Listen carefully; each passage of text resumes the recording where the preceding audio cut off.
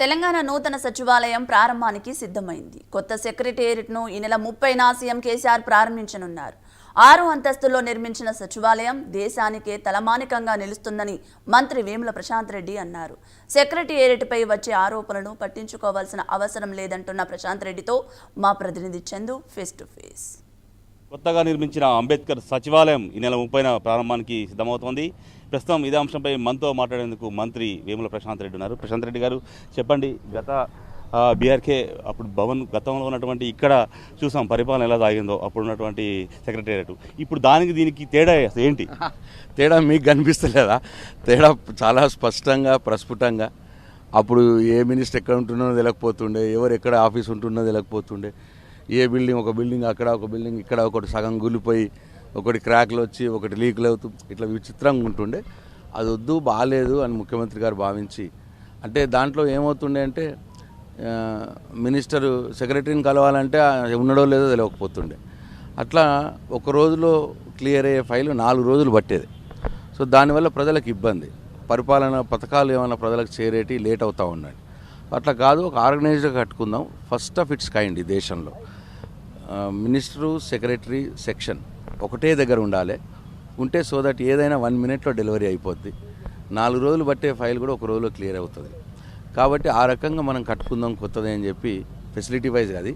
రెండోది, తెలంగాణ ఖ్యాతి ఖండాంతరాలు చాటి చెప్పే విధంగా ఉండాలి, చాలా గొప్పగా ఉండాలి మన బిల్డింగ్, మన హైందవ సంస్కృతి, Persian architecture, Hyderabad Nizami architecture, ఇవన్నీ కూడా కలగలిపి ఉండాలి అని చెప్పి వారు భావించారు. వారే ప్లాన్లు ఫైనల్ చేసినారు, వారే ఎలివేషన్ డిజైన్స్ ఫైనల్ చేసినారు.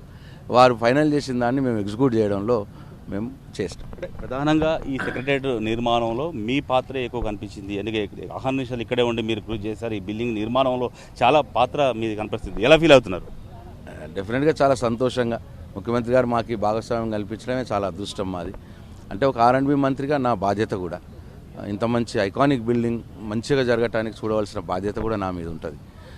అయితే నాతో పాటు నేను కోఆర్డినేట్ చేశాను అంతే తప్ప రియల్గా కష్టపడ్డది మా R&B డిపార్ట్మెంటు, అట్లనే మా ఏజెన్సీ, అట్లనే ఆర్కిటెక్ట్స్, వీళ్ళందరూ కూడా మా ఎలక్ట్రికల్ ఇంజనీర్సు, అట్లందరూ కలగలిపి కష్టపడి మనసు పెట్టి పనిచేస్తే ఇంత మంచి కట్టడం వచ్చింది. ఈ సెక్రటేరియట్ నిర్మాణ శైలిని ఎక్కడెక్కడి నుంచి తీసుకున్నారు ఇది అద్భుతంగా రావడానికి? అంటే ముఖ్యమంత్రి గారు ఏమన్నారంటే, ఇంతకుముందు చెప్పాను కదా నేను, హైందవ సంస్కృతి ఉండాలి, పర్షియన్ ఆర్కిటెక్చర్ ఆయనకు కొద్దిగా ఇష్టం, నిజామీ హైదరాబాదీ స్టైల్ కూడా ఉండాలి, ఇవన్నీ కలగలిపి డిజైన్ చేయండి అని ఆర్కిటెక్ట్కి చెప్పినారు. ఒక 15 డిజైన్స్ అయినా చేస్తే ఇది ఫైనల్ చేసినారు ముఖ్యమంత్రి గారు. మొత్తంగా ఈ 6వ అంతస్తులో సీఎం కేసీఆర్ గారి పేషి ఉండబోతుంది. అసలు ఏమి ఉండబోతుంది పైన 6th ఫ్లోర్లో? 6th ఫ్లోర్లో ముఖ్యమంత్రి గారి ఆఫీస్ ఉంటుంది.